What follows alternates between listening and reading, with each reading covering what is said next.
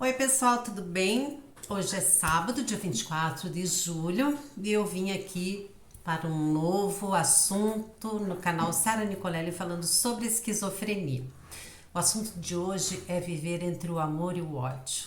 Quem não vive, às vezes, essa situação, seja ela o tipo de relacionamento que for. Porém, nós experimentamos algo assim um pouco mais intenso quando envolve a esquizofrenia. E essa relação e ódio entre pai e filha, filho, mãe, filho, filha, esposo, esposa, quando uma dessas partes está adoecida.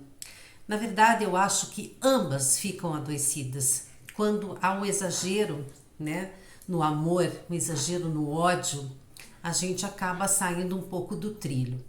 Eu acho assim que é um pouco natural nos relacionamentos quando a gente tem um pouco de excesso, né? E o excesso, vamos supor, o excesso de ciúmes é a insegurança. Eu sou ciumenta, né? Com relação assim, de uma relação entre homem e mulher, né, numa relação, eu sou ciumenta. Eu sou um pouco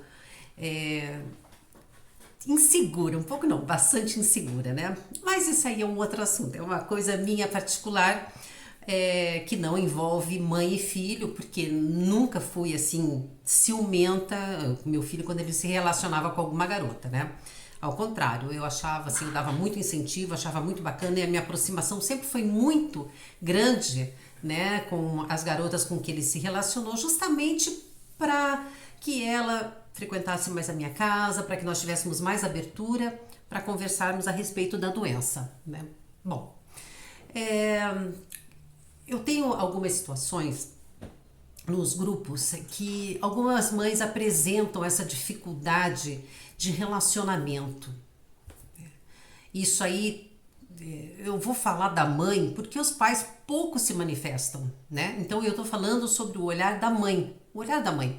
A partir do momento que os homens, os pais ou esposos, irmãos se manifestarem mais nos grupos, aí eu vou poder falar mais, né, a respeito de como é esse sentimento, como é que esse pai encara essa filha ou esse filho, né, que está totalmente, assim, não é rebelde, mas é uma pessoa que você está desconhecendo nesse excesso, às vezes, de raiva, né? E às vezes a gente até aguenta, né, pessoal? É muito fácil, você hoje eu vou colocar de lado, mas às vezes quando a coisa é muito ali latente e com mais frequência, chega um momento em que realmente é preciso repensar no que é qualidade de vida para ambos, o que é a saúde mental para ambos. Porque, antes de tudo, nós temos que pensar em nós mesmos, né? Não, isso não é egoísmo, não é egoísmo, mas é você ver até onde você consegue ir nessa relação, até onde isso está te fazendo bem mentalmente e para quem está com você também, né? Seja o filho adoecido ou não, seja o teu pai, tua mãe, o esposo, mulher, enfim. Até onde está sendo salutar conviver no mesmo ambiente. Porque é um desgaste muito grande.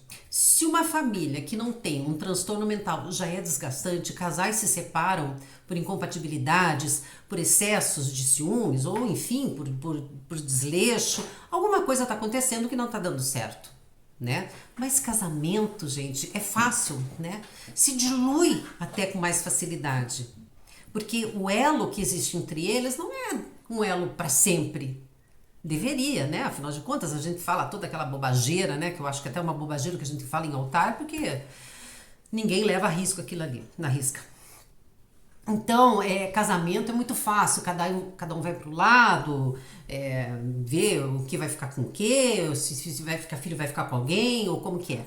Agora, uma relação mãe e filho, né? Não é bem assim. Até porque no casamento, hoje em dia é tão normal, né? As pessoas se separam, deu mais certo, cada um pro seu lado, ninguém fica julgando muito. Tem sempre um que mete o bedelho, né? Mas os julgamentos ainda são mais assim.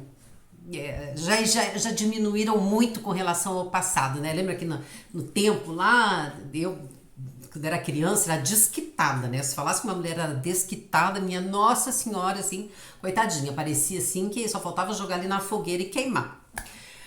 E hoje é uma coisa já muito natural. Mas quando uma mãe se vê necessitada de tranquilidade, de repouso, de saúde para ela, não é só física, não, mas mental. A partir do momento que a mente da gente já não está funcionando legal, o corpo acaba também, daqui a pouco, né, se manifestando de alguma forma. Então, quando essa mãe se vê obrigada a alugar um quarto, uma kitnet, um apartamento, uma casa para um filho, ou uma residência terapêutica, os dedos apontados para essa mãe é uma coisa absurda. Julgar é o que mais, sabe, julgamento assim é o que mais aparece, da impressão que você tá dando o seu filho aos cães famintos. Você tá jogando na cova dos leões. Você tá abandonando aquele filho doente porque você, sabe, é uma pessoa fria, onde já se viu, eu jamais faria isso como mãe, eu iria até o fim e tal, eu morreria, eu daria a minha vida. Tudo bem, eu acho que também a gente daria vida para um filho, dependendo da situação. Agora, você viver numa casa, às vezes insalubre, quando eles não têm higiene alguma, quando não aceitam a medicação, porque isso tudo se dá, na verdade, quando eles não aceitam muito a medicação. Agora, tem os que tomam medicação, mas não mudam muito alguns comportamentos, né? E a gente sabe das dificuldades da esquizofrenia, mas a gente sabe também de alguns que, sabe, para certas coisas tem uma dificuldade, mas para aquela outra não tem. E talvez o trabalho fosse o mesmo em fazer uma e fazer a outra, né? Mas enfim, a gente também não pode aí, não é nem questão de julgar a pessoa com esquizofrenia ou porque desse comportamento. Mas é difícil você lidar com isso no teu dia a dia. Até onde isso tá te fazendo bem. E até onde isso tá fazendo bem pro outro. A teu filho fuma, joga cigarro em qualquer canto, até com a iminência de repente tacar fogo, come, joga comida debaixo da cama, aquele guarda-roupa, roupa suja com roupa limpa, não toma banho, não escovam os dentes. Então, não é só isso. Se fosse só isso, ali seria o canto dele, né? É o quarto dele. Então, ali ele tá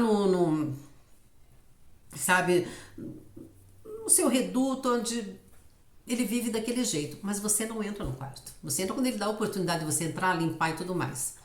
Agora, conviver com as agressões, lembrando, pessoal, não são agressões apenas físicas, tá?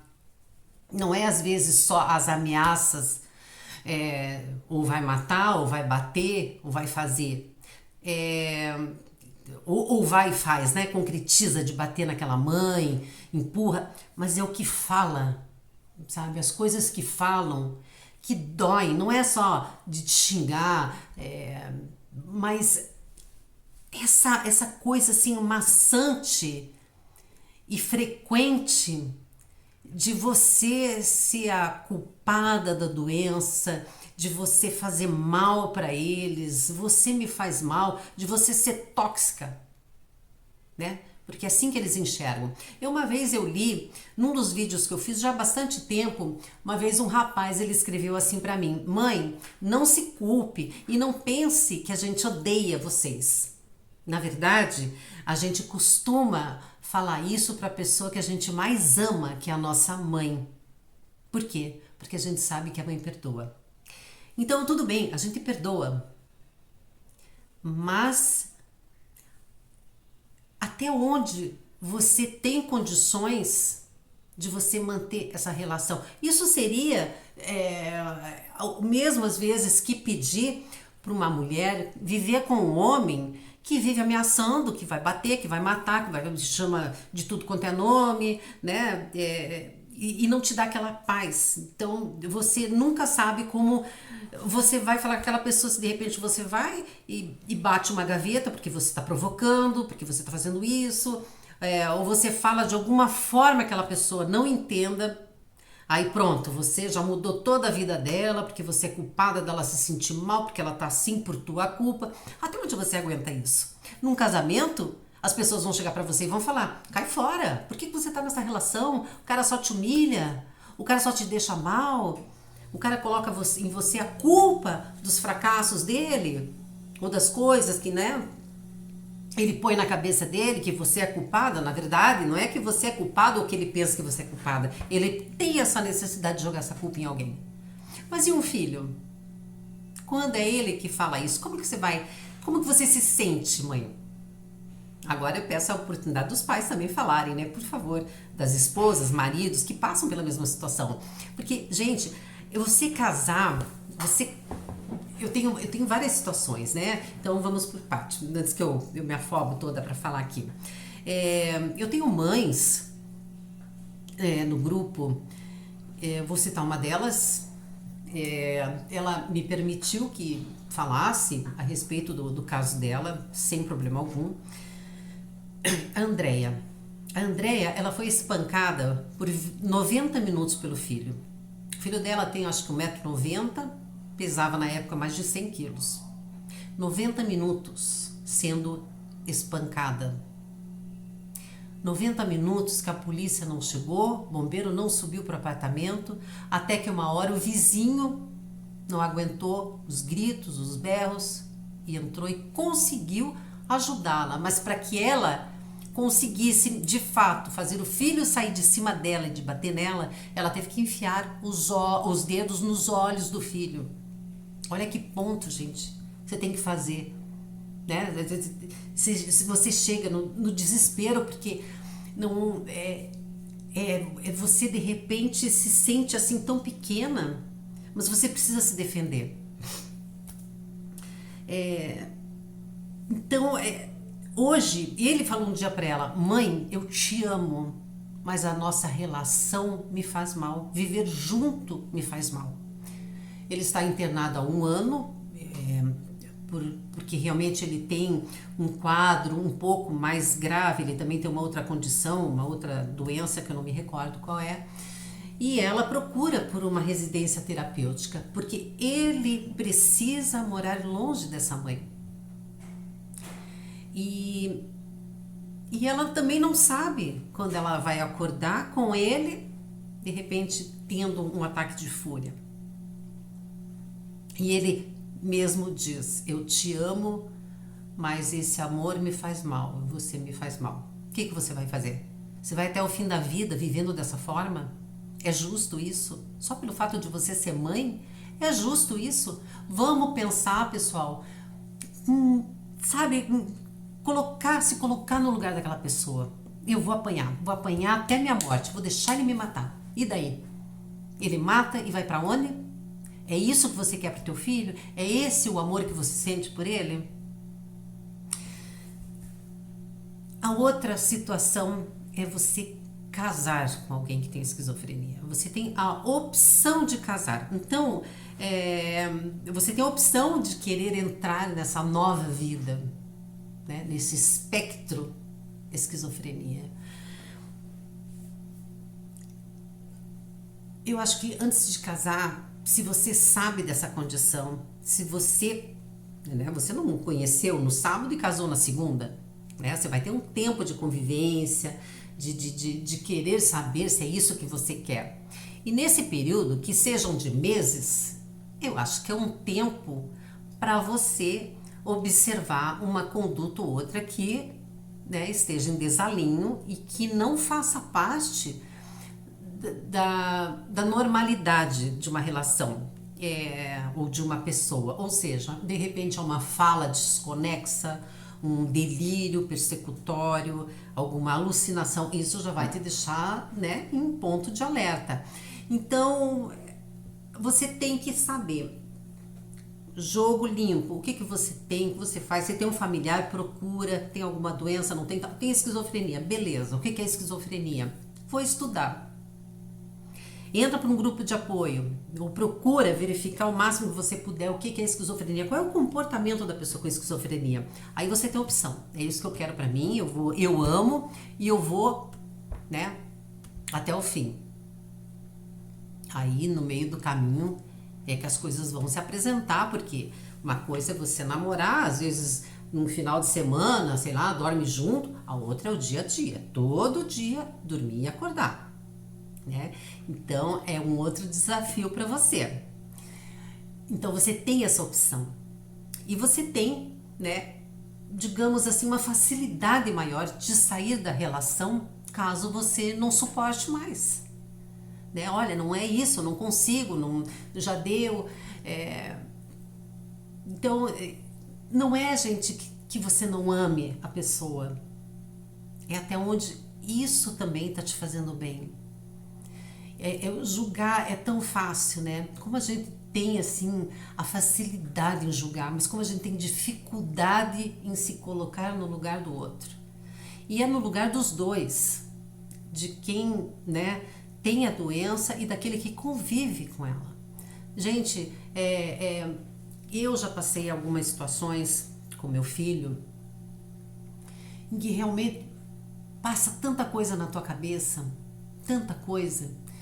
A morte, eu acho que é a primeira delas, né? Eu acho que muitos já devem ter pedido para Deus levar, me leva porque eu não estou suportando mais. E muitas vezes a gente fala assim, leva nós dois junto. Ou você até, sabe, pensa, hoje eu vou pegar, hoje nós dois vamos juntos. Não vai ficar para ninguém ter que cuidar, né? E partimos os dois juntos. Então eu acho assim que a gente tem que parar e ter um pouquinho de, sabe, de olhar assim mais carinhoso para quem está passando por uma turbulência muito grande. Porque você será afetada com palavras, eu vou falar para vocês, eu acho que às vezes dói mais do que se você levar um tabefe na cara, né? Porque palavras ficam ali, parece que ecoando sempre no teu ouvido, sempre. E meu filho, ele teve assim momentos que, sabe, eu pensava, caramba, e você começa a se questionar, será que eu sou isso mesmo que está falando? Você começa até a acreditar que você é aquela pessoa enfadonha que eles falam que você é, que eles, né, denunciam para você, volta e meia. É passado muito tempo para você entender que você não é essa pessoa, você é um ser humano como qualquer outro. Você tem as suas emoções, você tem os teus limites. Você tem o teu amor em excesso, você tem um momento em que você quer o silêncio, em que você não quer conversar, tem tantos momentos na vida da gente. E com eles você tem que sempre estar com aquela antena ligada, você não pode deixar a energia cair, acabar, porque a qualquer momento, sabe, essa antena, ela vai te dar um sinal onde você sempre vai precisar de muita força para aguentar, sabe, esse rojão que vem com tudo, né? Esse livro aqui, ó, Herói até o Último Momento. Eu ainda não li, mas eu estava passando o olho assim ontem, eu não sei se eu vou encontrar aqui o pedaço e também não quero, para quem queira de repente comprar e ler, né? Aqui fala do caso desse garoto, né? Do Fábio, esse aqui. Vem de uma família bem estruturada, tanto acho que financeiramente, quanto em questão de estudo, de conhecimento, de saber, né? E se informar bem. Mas eu não vou falar para vocês, tá? É chegado um momento em que a mãe presencia algo em que até eu pensei, caramba,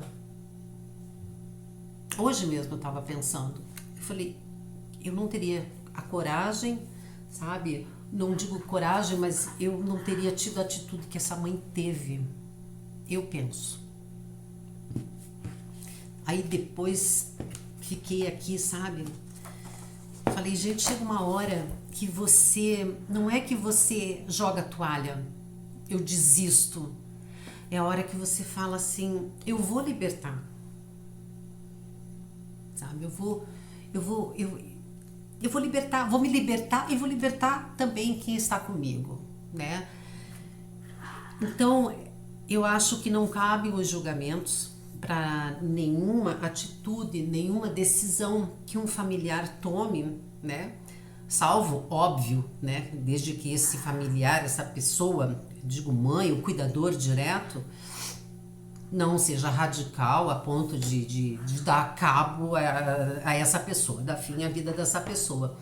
Mas o internar, às vezes, por um período um pouco mais longo, eu vejo mães sendo julgadas porque um filho ficou um mês internado. Às vezes esse um mês é o tempo que ela precisa para restabelecer a saúde mental dela.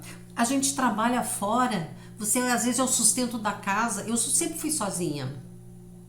E tem mães como eu que são o pilar da casa. É o sustento. Se ela não trabalhar, não entra comida, não tem luz, não tem água. E de repente você se vê lá no trabalho, envolvida numa tristeza, numa preocupação, no medo. E o medo não é só o medo da pessoa te agredir, é o medo do que pode acontecer quando essa pessoa está sozinha, quando ela está ali no mundo dela, com os medos dela também. E a gente tem que lidar com tudo isso. É fácil? Às vezes você tem um outro filho, é fácil? Ah, por que você não tem um namorado, Sara? Por que você tá sozinha? É fácil? Até que ponto você fica... Chega uma hora que você fala assim, não, eu não quero mais confusão, eu não quero mais, sabe, eu não quero que ninguém venha dar pitaco na minha vida. Mas também vai chegar uma hora que você vai parar e vai pensar, gente, eu abri mão totalmente da minha vida. Valeu a pena? Então, você tem que ver o que vai bem dentro de você. Se você acha que você... Eu conheço mães que colocam um filho, às vezes, internado. Eu conheço. Ela interna o filho e vai viajar. É errado isso. Vocês acham errado? Você trabalha um ano na empresa, aí você tira um mês de férias, é errado? Ou você tem que trabalhar direto? Sabe? De domingo a domingo, né? Porque mãe é de domingo a domingo, sem férias, sem folga e sem remuneração. É de domingo a domingo. Cuidador é assim. Porque os que dão pitaco são os que não cuidam, né? Os que mais falam e os que mais julgam são aqueles que nunca se ofereceram em ajudar em absolutamente nada. Nem para falar para você, vamos sair dar uma caminhadinha, né? Ou saia, vá no salão hoje fazer o cabelo, que eu fico cuidando do...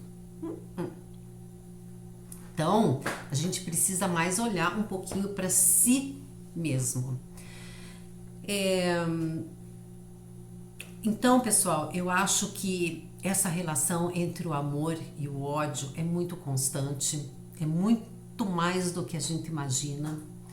É difícil você amar e você não sentir, não é nem... Olha, se deu a luz aqui. Não é nem questão de sentir reciprocidade ou não, mas de ter o respeito, né? De ter... Porque, sabe, a gente sabe da condição da doença, a gente sabe de tudo isso que deve causar também um grande sofrimento para eles. Mas eu acho que também é necessário a gente fazê-los entender quando eles estão bem lúcidos, quando eles estão ali, né, de boa, de fazer entender que palavras machucam tanto quanto um tapa. Eu já tive situações, eu me lembro de uma vez que meu filho me falou uma coisa assim que ele me magoou profundamente. Não foi magoar não, ele me ofendeu. Me ofendeu e foi, eu acho que a primeira vez, eu acho que eu bati no meu filho 2 vezes. Bati, que eu digo, dar um tapa na cara. Essa foi uma delas. Eu não admiti o que ele me falou. Eu levantei, ele é bem maior do que eu, né? Mas eu levantei, dei um tapa bem dado na cara dele, apontei a porta e falei, você pode sair. A casa é minha e você pode sair. Não está satisfeito? Pode sair. E fui firme, né? E até me lembro que nesse dia era um domingo, gente, era domingo, mas chovia muito aqui em Curitiba, mas parecia assim que ia acabar o mundo nessa cidade. E era final do dia. E ele saiu e foi abaixo de chuva, ele foi no mercado e comprou uma garrafa de vodka. Isso muitos anos atrás, lá no comecinho, assim, sabe? E ele foi comprar uma garrafa de vodka. Quando ele entrou com aquela garrafa ensopado, ele foi, trocou de roupa, né? Daqui a pouco ele veio e falou que ele tinha uma festa, um negócio aí pra ir, que era pra eu levar ele. Não pergunta, você pode, você... Era pra eu levar ele, e era lá. Mas nem que fosse a 2 quadras de casa, nem que fosse. E eu falei pra ele, mas eu não vou te levar. Como que você não vai me levar? Você vai me levar sim. A maior chuva. Eu falei, mas quem vai até o mercado para comprar vodka? Traz debaixo do braço. Abaixo de chuva. Vai para a festa abaixo de chuva. Você pode ir. E foi quando ele me falou uma coisa e eu levantei e dei um tapa na cara dele. Falei para ele que se ele não quisesse, ele também não precisava voltar para casa. E eu me lembro que eu falei exatamente assim para ele. Falei, se você beber e entrar em coma alcoólico, avise os teus amigos que não é para me telefonar. Se você beber e fizer alguma coisa errada, a polícia te prender, não me chama. Fala para os teus amigos e fala para a polícia não me ligar. Em 24 horas eu não quero saber que você existe. Se morrer, deixa tudo avisado para teus amiguinhos, teus coleguinhas de bebida e de maconha. Avisa, porque eu não quero reconhecer o teu corpo em menos de 24 horas. Essa noite eu quero dormir. Então você vai pra festa, vai a pé, vai de ônibus, pega carona. Não me importa como você vai chegar nessa festa. Eu só não quero ser incomodada. E de fato ele foi, voltou, não sei que horas. Eu acho que foi a primeira noite, gente, na minha vida que eu dormi. Eu me entreguei ao sono e realmente eu não me entreguei à preocupação. Porque eu fiquei muitas noites sem dormir, mas eram muitas noites. Sabe, as noites que ele saía e ele voltava no dia seguinte com o sol raiando. Foram muitas noites. E eu depois, às vezes, até ter que ir pro trabalho direto. De pegar meu carro de madrugada e sair procurar esse guri. Então, sabe, foram muitos anos de muito sofrimento. Hoje, graças a Deus, ele tá bem, ele tá tranquilo, ele aceita o tratamento. Não admito que me ofenda, não admito. Se ele apresentar, de repente, um quadro persecutório, sabe, onde eu vejo que realmente ele não tá bem por consequência da doença, eu fico quieta. Eu não falo nada, sabe? Mas também se começar a persistir muito, né? Porque a gente também às vezes tem que dar um freio, tem que saber como dar o freio. Você tem que saber a hora de frear. Você sabe a hora de frear um carro, né? Você sabe que a coisa vai feder se você não der uma brecada. Você não pode colocar mais combustível ali naquela fogueira, né? Aí a coisa vai piorar. E a mesma coisa com eles. Mas a gente sabe a hora de falar e a hora de calar. Então, pessoal, é uma coisa que a gente hoje tem que pensar muito. Tá me fazendo bem? Não será melhor nós vivermos em ambientes separados? Não é eu num quarto e ele no outro. Locais separados. Que você mora aqui nesse apartamento, mora no outro apartamento ali. Agora, a gente sabe, né, que por um lado, eu falando assim, eu tô atingindo aquela camada de sociedade que tem condições financeiras para isso. E as que não têm, o que faz? Então, eu acho que a gente precisa lutar muito, né, por uma política pública voltada a residências terapêuticas, a comunidade terapêutica, não aquela comunidade que trabalha ali com a dependência química. mas com sabe, a comunidade, quando eu digo, é um local onde essa pessoa ela pode ter a vida dela, aprendendo também, contribuindo com alguma coisa, com o seu trabalho, para manter esse local, e o governo, obviamente, arcar digamos assim, com o prejuízo, né? Tem que ser alguma coisa pensando nessa população, né, menos abastada, que não tem condições. Porque a gente fala assim, né, para classe média alta e assim vai. E o coitado do pobre? Tem que ficar levando porrada ali até quando na vida? Né? Será porque é pobre tem que ter esse sofrimento dentro de casa? Não. E o paciente que é pobre, ele tem o mesmo direito que o rico. Ele tem que ter. Ele tem que ter uma moradia assistida, ele tem que ter uma boa alimentação, ele tem que ter um bom cuidado multidisciplinar. Não é só o rico. Eu sempre digo, na verdade, deveria ser tudo uma coisa só, não tem nem convênio particular. Isso é uma roubalheira. Uma roubalheira, porque quando você paga um convênio, tá escrito lá, se você prestar bem atenção, vai na MS lá, tá escrito lá no pezinho, bem pequenininho, assim, para ninguém ver. Internação é 30 dias. Após isso, a família tem que pagar. Que diabo de convênios é esse que a gente faz, às vezes, que paga uma fortuna por mês? E daí, quando precisa, eu, por exemplo, quantos meses você fica pagando sem, graças a Deus, precisar de nada? Nem às vezes um hemograma. Aí, de repente, um precisa internar, daí você, 30 dias depois, você tem que pagar do bolso? Opa! Então, para que não houvesse, né, para que não haja essas diferenças, é que deveria ser uma coisa só. Sistema Único de Saúde, não é o nome? Deveria ser para todo mundo. Mas, né, isso ainda parece um pouco utopia, mas nada é impossível. Então, eu acho que é muito importante nós pensarmos nos nossos julgamentos, nas nossas avaliações, né, no nosso olhar, na nossa visão a respeito daquela família, daquela mãe que de repente teve que alugar o imóvel, e você vai ver, né, que a relação até melhora. É como um casamento. Às vezes, os filhos ficam melhor quando os pais se separam, porque eles já não suportam mais viver num clima de hostilidade, num clima onde qualquer criança sente que não há amor. E assim é com a doença. De repente a relação fica até melhor. Então vamos pensar, pessoal, nos nossos julgamentos.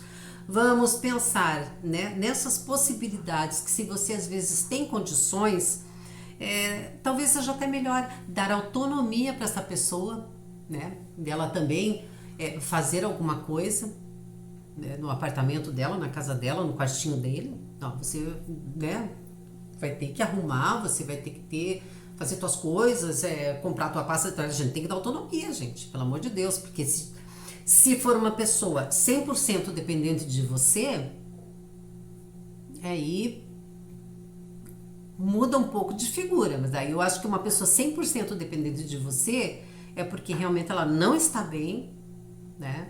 E aí eu acho até que você tem as cartas para dar. Agora, quando é uma pessoa que tem uma certa autonomia, mas, por outro lado, ela não quer ter a responsabilidade, mesmo com a doença, gente, tem pessoas aí que têm responsabilidade.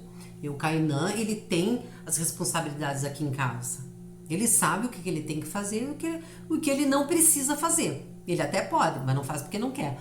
Mas a responsabilidade dele, ele tem. Ah, mas é pouca coisa? Pode ser pouca coisa, mas eu dou.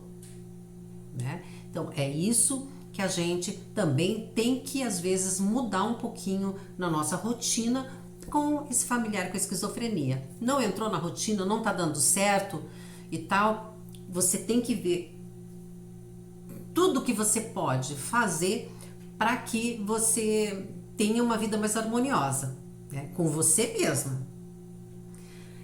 Mas eu tenho a minha filha ou meu filho que ele não consegue fazer nada, não tem como morar sozinho porque não vai saber fazer nada, não faz se eu não fizer o prato de comida não se serve e tal. Então tem que estudar, procura aí num CAPS, numa rede de apoio, o que pode fazer, ou colocar uma terapia, ou alguma solução você vai ter que encontrar. É difícil? É, gente, é muito difícil. Mas eu acho que quando Deus fez o pai e a mãe, né, ele nos deu essa condição de autonomia com amor, né? Você não precisa ser rigoroso para ser um bom pai ou uma mãe. Você pode ser firme, né? Você tem que ser firme, mas você não precisa amolecer totalmente, porque a pessoa também sabe quando ela sabe o teu ponto fraco, a tua vulnerabilidade, e você não precisa, sei lá, de um rigor que torne também uma relação de medo, né, e não de respeito. Os japoneses são assim, né? Desde pequenininho eles ensinam muito às suas crianças a responsabilidade, né? A disciplina. E eu acho que até a gente deixou muito da disciplina e de colocar disciplina dentro da própria casa, onde muitos filhos são comandados, né? Aliás, comandam a casa e seus pais. Os pais deixaram de ter autoridade e os filhos passaram a ter autoridade sobre esses pais, essas mães, né? Então a gente tem que pensar no todo, tá ok, pessoal? Então era isso que eu queria falar pra vocês. Eu não quero fazer um vídeo muito extenso, porque ninguém vai até o final, tá bom? Deixem aí a opinião para um próximo assunto. Compartilhem esse vídeo, que eu sei que de repente pode ajudar alguém que está passando por uma situação como essa. Às vezes você pode conhecer, ou você até pode compartilhar para que as pessoas entendam também um pouquinho o teu lado, tá bom? Curte, se inscrevam no canal. Gente, para se inscrever no canal é tão facinho, né? Aperta esse sininho que tem ali do lado, tá? Sabe no sininho que tem ali? Do ladinho, acho que do inscreva-se. Esse sininho, se você for ali tocar nele, cada vez que eu fizer um vídeo novo, você vai receber uma mensagem de que tem vídeo novo no pedaço, tá? E você curtindo o canal, você se inscrevendo, curtindo o vídeo e se inscrevendo no canal, isso faz com que, né, o YouTube considere como um assunto pertinente e esse vídeo pode alcançar mais pessoas. Tá ok, pessoal? Porque eu acho que esquizofrenia ainda é um assunto muito escondido. A gente precisa divulgar mais, a gente precisa falar mais, precisamos mostrar o nosso lado de cuidador, né? Cuidadores diretos, o que também nós passamos. Não é apenas a pessoa com esquizofrenia, mas o que nós passamos igualmente. Tá ok, pessoal? Então, eu fico aqui esperando que vocês coloquem as suas observações, os seus comentários. Agradeço muito quem me visita, quem curte, quem me segue, tá ok, pessoal? E eu fico muito feliz quando as pessoas participam, né? Quando elas conseguem ir até o final de um videozinho, que para uns pode ser chato, mas pode ser conhecimento e pode ser força para outros. Tá bom, pessoal? Muito obrigada e até a próxima.